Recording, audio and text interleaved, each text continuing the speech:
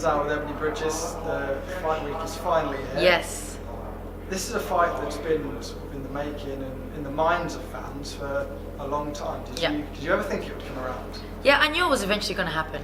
It's a fight that couldn't be avoided because it was so called by the fans. Like, it was like the main fight that the fans wanted, especially like obviously the British fans and UK fans. So I knew it was eventually going to happen. Obviously in the way that it did, I didn't think it was going to happen in these circumstances. But hey, it's happening and it's going to be really exciting. I heard you talk about it in there. Yeah.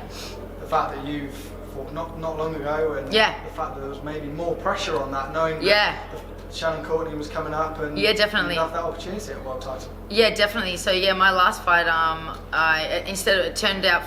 it turned into a tune-up fight to a, oh my god, like, you have to win this fight and you can't get injured and nothing can go wrong. Everything has to be perfect because you have a world title fight in 4 weeks.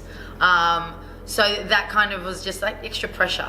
And then also because I knew I was going to have to fly straight after that fight to Philadelphia for camp.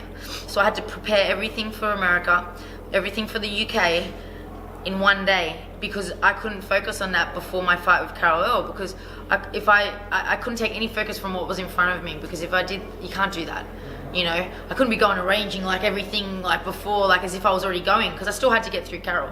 So it was very rushed, like a day after, the day after the fight, and then I flew out the day after that. Crazy. And here I am. Eventually. I'm here.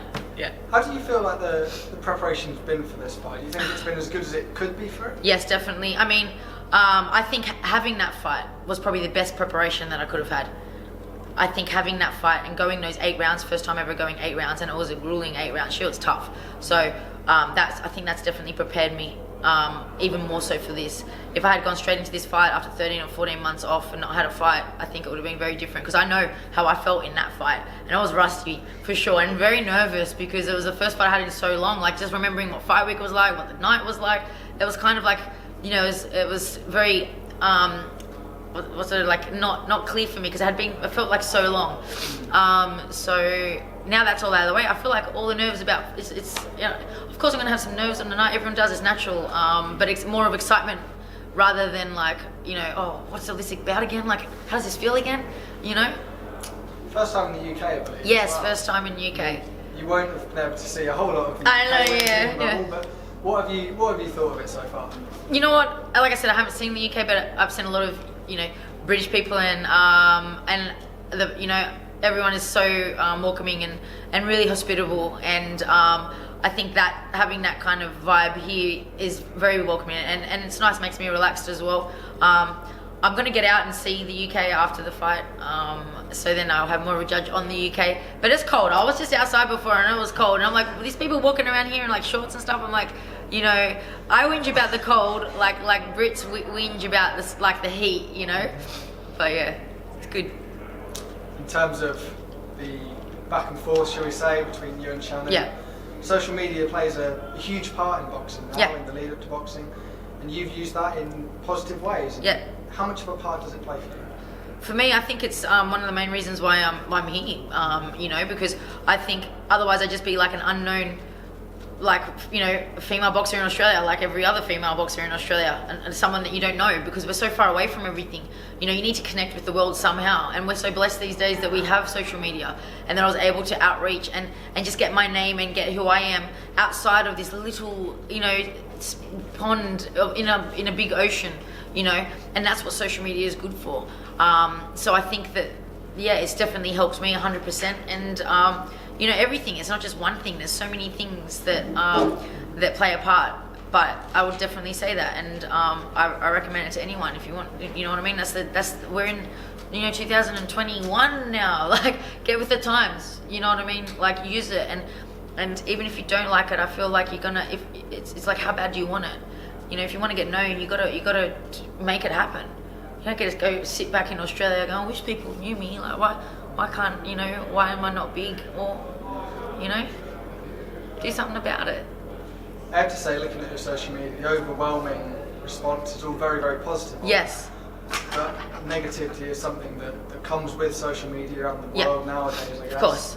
How do you deal with that? It doesn't bother me because I'm so secure with who I am, and so, you know, like I've been through, you know, so much and grafted so hard and worked so hard to become, you know, the woman I am, and you know, I've been through hell and back times 100, like, you know, before I started becoming successful, before I started becoming very driven, you know. So for me, all of that and being very secure with myself and knowing that all that matters is how I feel about myself and how the people, you know, my close loved ones and friends, how they feel about me. And I mean, I know that trolls and people that have hate, it's generally their own problem. Because if you're happy and you're happy with yourself and you're secure and you're, you know, yeah, like then you don't troll on people, you don't hate on people, because you don't need to bring others down to make yourself feel better. You don't need to sit there and like put hate on and like, oh that makes me feel good because I'm making them feel like shit, you know what I mean? But it's like, you're actually not. You're just like wasting your time. In terms of the beef, we'll call it. Yep. I'm not sure if that's a word. Do you use that phrase in Australia? Yeah, we use beef. Yeah. Okay, good. Yeah. I mean, where did that initially come from with Shannon? Oh, she had a stab at me, you know, in an interview, and she had a stab at me and said that, you know, I get naked because I wear nice underwear in weigh-ins as opposed to her underwear, which, I don't know, to me it's not lingerie, it's not nice. And so then I had to stab back and said, sorry, I don't wear my dad's undies, you know, because they're like boxer shorts, like I'm not going out, why should I wear that? Like, just because I'm not doing that. Because I'm wearing underwear, nice underwear that looks nice, I'm apparently being naked. Please go and find me someone. If you can find me a naked photo of me, please find me and show me, because I definitely don't get naked. And saying that I don't take the sport seriously because I weigh in lace underwear. She wore lace in her last weigh-ins. She literally wore a lace G-string in her last weigh-ins, and she told me for wearing lace underwear that I'm getting naked and giving me shit and saying I'm not taking the sport seriously because I wear lace underwear. Like, come on. Have a look at yourself, love. You know, like, it's just, it's mind-boggling. I think she's grasping at straws. She's scraping at the bottom of the barrel, because there's nothing really bad you can say. You know.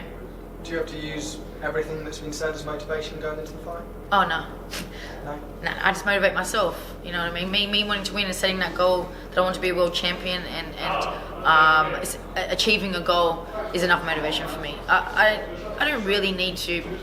I mean, for her words, but I suppose in a way I do want to prove that, hey, pretty girls can fight hard too, and you can be sexy and feminine and embrace that and fight hard, because I know there is a stigma because, you know, that pretty girls or whatever were always more like a novelty and they couldn't really fight. It was just a thing back in the day, but we're like I said, we're in 2020, like, you know, like it's a new thing. Like, guess what, we can fight, and guess what, we're smart, and guess what, you can be attractive, and you can have a degree and have a master's degree and be a CEO and run a company, and you can be athletic, and you can be a gold medalist, and you can be a world champion.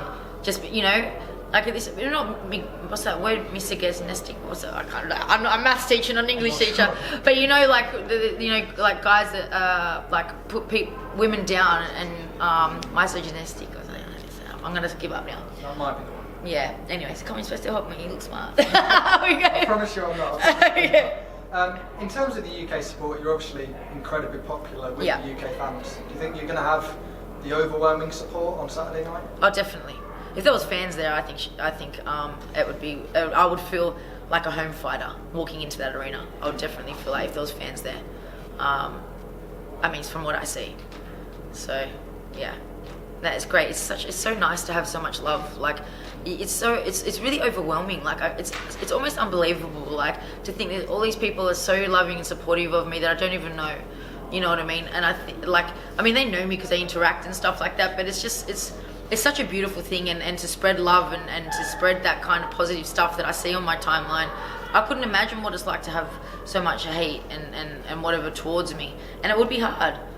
You know, it would be very hard. So, I mean, like, with Shannon having so much hate towards her and all the stuff that she gets, I mean, sometimes I feel a little sorry for her, but then I think, well, you've obviously brought it on upon yourself, you know, because people don't just, like, some people do, but your whole country doesn't kind of turn against you for nothing. So, whatever she's done, you know. Is a deal with Matchroom something that's been thought about? We know how popular you are here, and if you were to win this fight, obviously be another world champion, and the UK fans, I'm sure, would want to see you over here again. Yeah, I mean, of course, like, I think that Matchroom, I've always thought that Matchroom is definitely the best promotion company for women's boxing in particular. And also, just, they're so innovative. Like, look what they've done during COVID.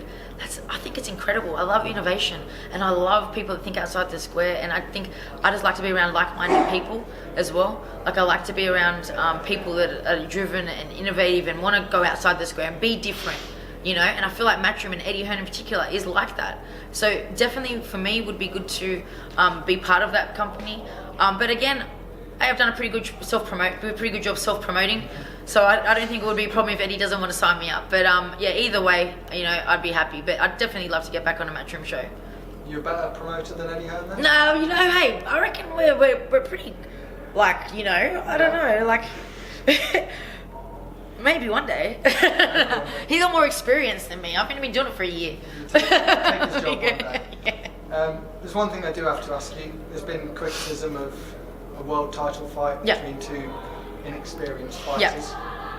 How do you take the criticism in that sort of way? I feel like it's people that don't know women's boxing, because, I mean, you know, pretty much, like, I think, even Savannah maybe had her first world title under, like, her 7th fight, or 9th fight or something. Yeah. Terry Harper in her 7th fight. You know, Hannah Rankin, her 7th fight. It's Shannon Courtenay's 8th fight. It's my 6th fight. Katie Taylor, okay, look, she's a gold medalist, I get it, you know, but still, when you start as a pro, everyone is 0. You're 0-0. You're still inexperienced in the pros, you know, and then you're saying that me at 6 and Shannon at 8 is not enough experience, we're inexperienced, but then it's okay for all these other girls, and you're praising all of them. Wow, you got a world title fight. Wow, 7 fights, like, oh, 8 fights in a world title, 10 fights, and you're unifying. Oh, wow, it's amazing. Shannon's 2 fights off that, you know, like, it's just, you know what? Maybe it's our hair color. I don't know what it is. But it's something more than just the fights. Like, again, they're scraping at the things, and it's only people that hate, and no matter what, they're not going to like it. Or there's people that don't understand women's boxing, you know, because that's women's boxing. It's a small pool, and we're getting more title fights like that. Like, Clarissa Shields had 11 fights. She's 2 times undisputed, 2 different weight classes undisputed, 9 times world champion. She's had 11 fights. 100%. You know what I mean? Like, how dare she? She's inexperienced. God, it sounds silly. Well, that's it. Thank you very much for your time. No worries. And, best of luck. I appreciate it.